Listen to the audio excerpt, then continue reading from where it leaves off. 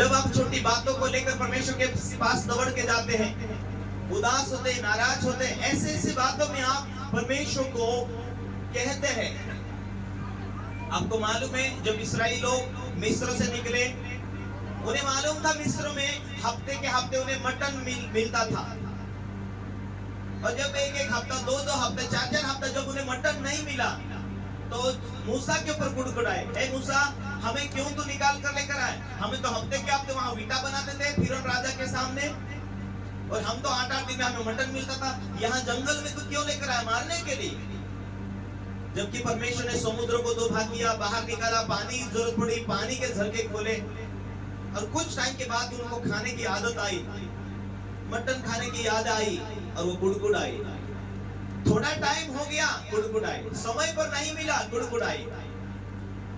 परमेश्वर ने दिया तो सही, लेकिन बाद में गुस्से के साथ दिया। परमेश्वर ने इतना मटन दिया, इतना तीतर उड़ाकर उनके पास में लेकर आए, इतने उड़ाकर लेकर आए, 6 लाख लोग रोज खाते थे, और इतना खिलाए शाम सुबह दोपहर, शाम सुबह दोपहर, कि उनका खाते खाते मांस नाक में से निकलने लगा, और वो बहुत सारे हजारों की तादाद में मर गए। उनका कारण यही था, गुड़गुड़ाए थे, परमेश्वर की गलतियां को ढूंढ रहे थे, परमेश्वर के ऊपर दोष लगा रहे थे, इसीलिए परमेश्वर ने उन्हें खिलाकर मार दिया। हालेलुया। कोई रास्ते नहीं खुल रहा तो परमेश्वर के ऊपर गुड़गुड़ाने की जरूरत नहीं हमें। परमेश्वर भला है, धर्मी है, वो लेकिन इंतजार करता है। क्या तुम्हारे पास स्वयं की आत्मा है? क्या तुम इंतजार करते हैं? क्या जिस बुलाहट में परमेश्वर ने तुम्हारे लिए जो करोड़ों साल तुम एक दिन स्वर्ग जाओगे, लेकिन पृथ्वी के ऊपर थोड़ी बातों के लिए, थोड़ी चिंताओं के लिए, थोड़ी बातों के लिए तुम लड़ते हो, थोड़ी बातों के लिए तुम घबरते हो, थोड़ी बातों के लिए अपने परमेश्वर के वचन को तोड़ देते हो। बाइबल ये कहती है कि अपने कर्म सहित अपने विश्वास को तो परमेश्वर के सामने प्रकट कर। ये आत्मिक जीवन लंबा जीवन है।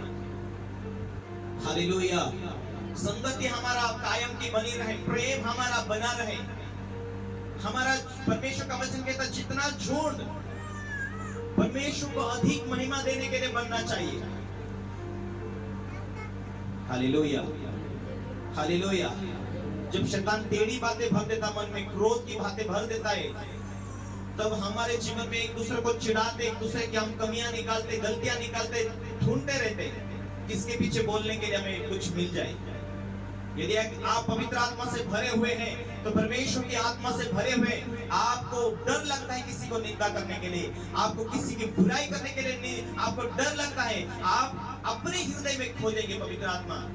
आप दुखित ना हो जाए, आप काल बात करने वाले दुखित ना हो जाए, काल आप रास्ता खोलने वाले दुखित ना हो जाए, काल मेरे द्वारा चमत्कार करने वाले दुखित ना हो जाए, काल मेरे लिए मार्ग खोलने वाले दुखित ना हो जाए, काल आज की पोजीशन में से परमेश्वर काल बेहतर करने वाला है, नाराज ना हो जाए।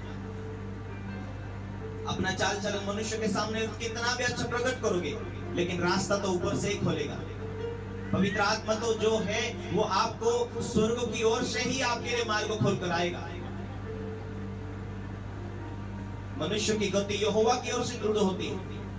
परमेश्वर का वचन कहता है तुम्हारा चलने का जो रास्ता है वो परमेश्वर की ओर से ही निर्धारित किया जाता है। तुम्हारी बुलाहट स्वर्ग से हुई है, तुम्हारे लिए रास्ते भी स्वर्ग से खुलेंगे।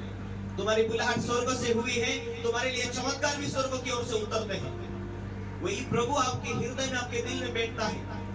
उसके सामने तुम्हें निर्दोष बनना, उसके सामने तुम्हें परमेश्वर की योग्य एक आराधक बनना है। तुम्हें सच्चाई से, आत्मा से, पूरे मन, पूरी बुद्धि, पूरी शक्ति से, तब आप टिके रहोगे।